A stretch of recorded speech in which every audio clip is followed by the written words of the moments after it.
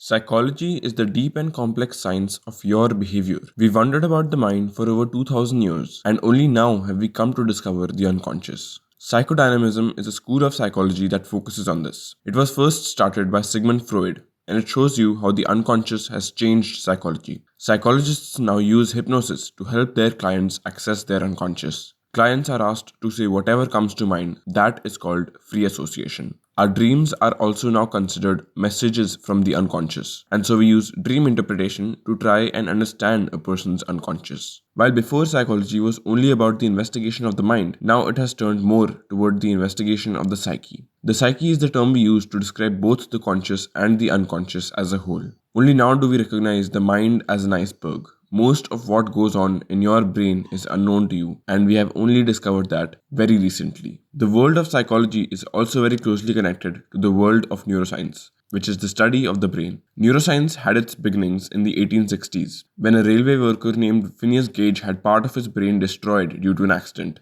and it led to an immediate change in his personality. Ever since, we went on to discover more and more interesting things about the brain. We discovered that people can live remarkably well with only half a brain. We discovered neuroplasticity. That is how the brain actively changes itself as it learns new things. One big question among both psychology and neuroscience is how the two relate to each other.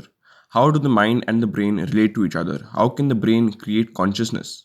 This is called the consciousness problem, and for now, nobody knows. Neuropsychology is the combination of both neuroscience and psychology, and it looks at how the processes of the brain influence behavior. Affective neuroscience is a subfield that looks at how it might be that processes in the brain lead us to feel emotions. Psychological and neuroscientific research constantly expand our understanding of the mind and brain. The gorilla experiment was one of these cases. Subjects were shown a video of two teams passing a basketball, and they were asked to count the number of times the basketball was passed. But the real experiment was to see whether or not they would notice it if a person dressed as a gorilla came into the video for a few seconds. It turns out about half of the participants didn't notice the gorilla at all. This is called selective attention.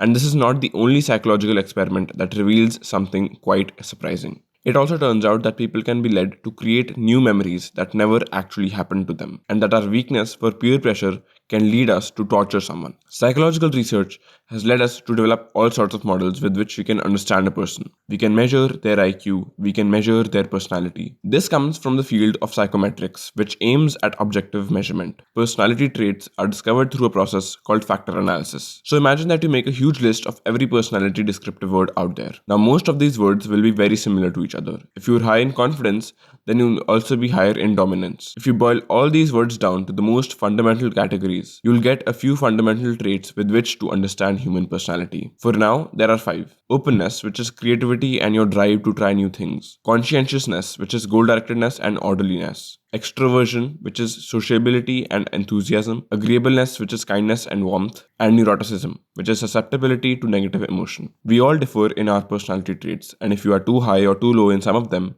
it can lead to psychological disorders. That is the field of psychopathology, which looks at how things can go wrong with an individual's psychology and what should be done about it. It studies all sorts of problems: bipolar disorder, multiple personality disorder, ADHD, and so on. This is where the field of psychiatry comes in, which diagnoses and treats psychological conditions. Psychopharmacology is the field that creates and tests different medications for the treatment of these conditions. Psychiatrists are medical doctors and they can prescribe medications, but psychologists can't. Psychologists only do psychotherapy, or what we also call talk therapy. Our instincts when it comes to helping someone often betray us.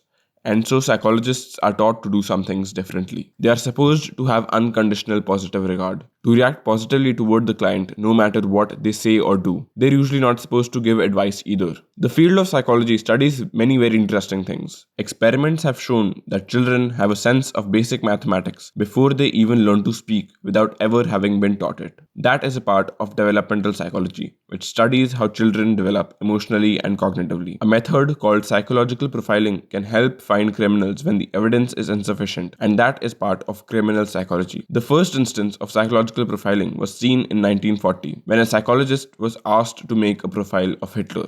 I actually have a video on the incredibly interesting story of Hitler. Click right here and check it out. Bye bye.